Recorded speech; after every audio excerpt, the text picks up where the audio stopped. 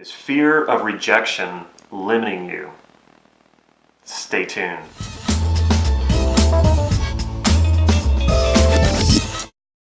This is Damon Cart from NLP Gym. Overcome fear of rejection with this simple NLP mind hack. If you haven't already, please click subscribe to this YouTube channel so you can get these videos on a regular basis. For many of us, fear of rejection can be crippling.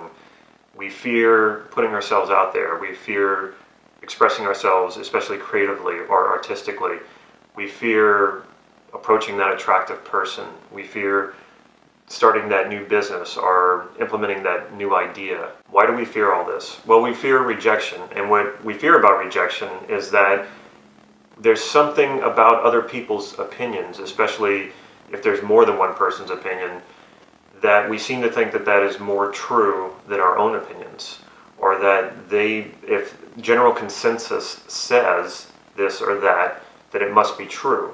So if 1, 2, 3, or 4 people reject you, whatever that means, that to you may mean that that's an absolute truth, that you lack in value or wholeness, or that you're not a worthwhile human being. First of all, think of all the things in your life, all the things that you would have tried or would have done had you not feared rejection.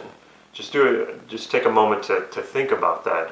All the things that you stopped yourself from doing, that you limited yourself from doing, that you wanted to do but you didn't do because you feared rejection. Don't ever let that fear of rejection ever limit you again.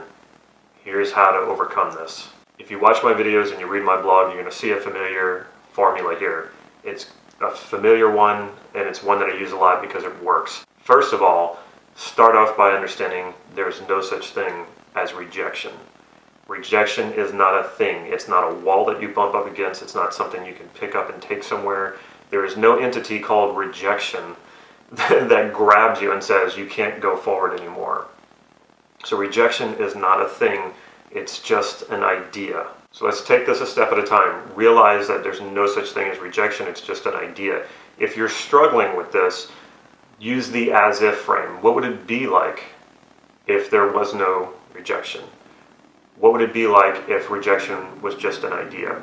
Try this on. If you have to get yourself there, just pretend there's no such thing as rejection. Just go with this for now, and let's see where this takes you. Once you're there, now redefine rejection. Since rejection is not a thing, it's not an actual noun, even though it is a noun in the grammatical sense, but it's not a real thing. Turn rejection to reject. The times in your life where you think you have experienced rejection, think of that now as you were rejected rather than rejection. Once you've taken that step where it's not rejection, rather you were rejected, think about all those times in your life where you were rejected and realize that you weren't rejected as a person. No one was rejecting you. And that actually doesn't make any sense. It's impossible. No one has that power anyway. How can someone reject you as a person? If you really think about it, that does not make any sense. What would it even mean for someone to reject you as a person?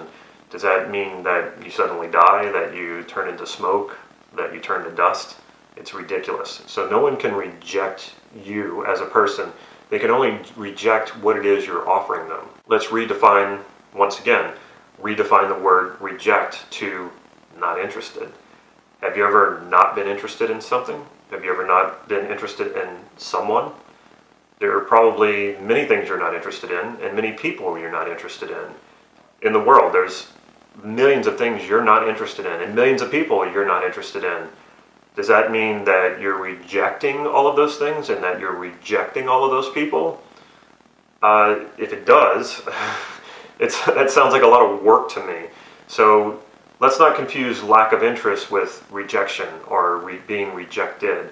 Let's just say, instead of rejected, just not interested.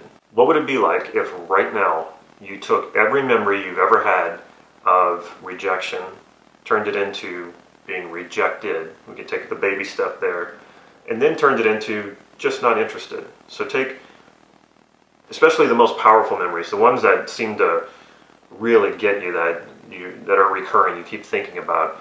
Take one of those memories of what you used to call rejection, and that you may be calling rejected now, and turn it into just the person was not interested. It wasn't a rejection. You yourself were not being rejected.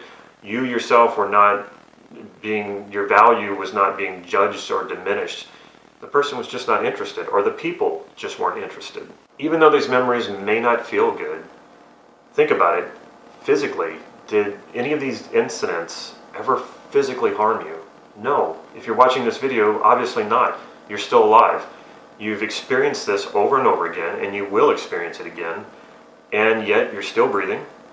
You're still a complete whole human being. You're no less of a person to this very day, and you've experienced this over and over. Now take all the things that you've ever feared doing because you feared rejection, and turn that into just that the worst thing that can happen, the worst case scenario, is they're just not interested. It's not rejection. It has nothing to do with you or who you are. Think about that. Think about all those things that you would love to do but have feared in the past. You used to fear being rejected. Now it's just, hey, the worst thing that can happen, just not interested. Starting that business, doing that painting or writing that novel, approaching someone you find attractive. The worst thing that can happen, they're just not interested. And guess what? You get to keep living. You get to keep breathing. You get to go about your life and do everything you've always ever done. It's just one, two, maybe a bunch of people are just not interested. And it doesn't mean that no one's interested. It just means that those particular people or that person is not interested. Maybe the offer that you're putting out there just needs some tweaking, and you need to modify that. Maybe whatever the product or idea or whatever, maybe you just need to work on that a little bit more. Or maybe you just haven't been talking to the right people. Maybe it's just a matter of finding the people who are interested instead of going after the people who are not interested.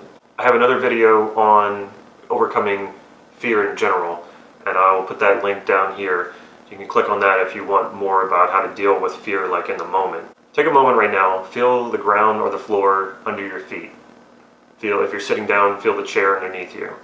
Take a deep breath. Get inside your body and realize this is real. This is what the truth is about your being. You're here now. All the fear and stuff, that stuff happens in your head, and it takes you out of your body. It's all the possibilities of things that have not happened. But when you get back into your body and you really feel being here now, it's hard to have fears of strange ideas like rejection or things that haven't happened yet. There's a presupposition in NLP. I love to say it. I've said it many times. There is no such thing as failure, only feedback. When someone isn't interested in you or what you're offering, that's a communication. That is feedback that they're giving you. Either you need to try something different, you need to modify your approach, modify what you're offering, or maybe you just need to go take that somewhere else to someone who might be interested. So remember, it's a communication and it's feedback. When you think of what you used to think of as rejection only as feedback and as communication and as just lack of interest in what you're offering, you will really see that there is no such thing as rejection. And if there's no such thing as rejection, there's no fear of rejection. Want to master your life using NLP? Join us for NLP Gems Ultimate Practitioner Training starting January 2017. This is a comprehensive training, an in-depth training, where we go through every single part of NLP over a period of 24 days, and you will get so much practice in this, because that's where really you learn NLP, is in the practice, not in the head knowledge, or not in what a great teacher can tell you in a lecture.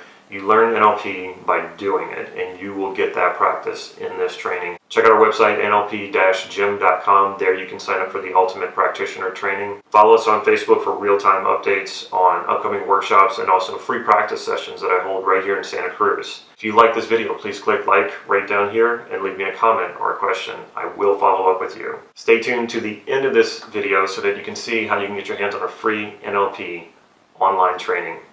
Take care.